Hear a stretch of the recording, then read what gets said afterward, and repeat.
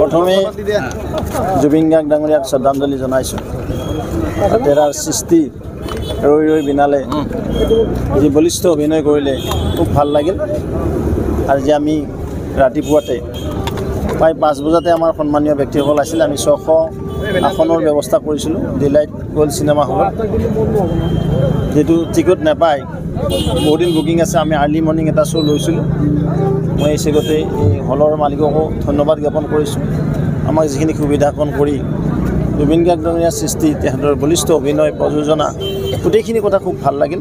মই ভাবোঁ এই চিনেমাখনে এখন ভাৰতবৰ্ষৰ আমাৰ দেশখন এখন ভাল ৰেকৰ্ড হ'ব।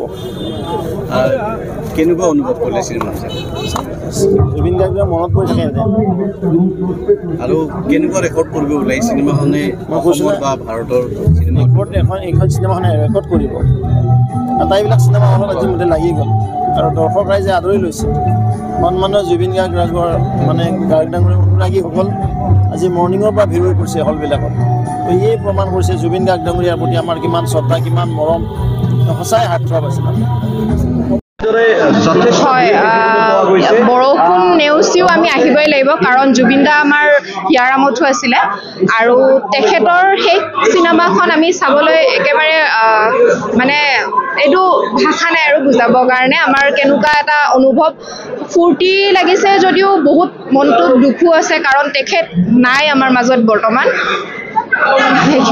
যিকোনো খবৰৰ বাবে যোগাযোগ কৰক 7099017330 লগতে 7099017110 নম্বৰত।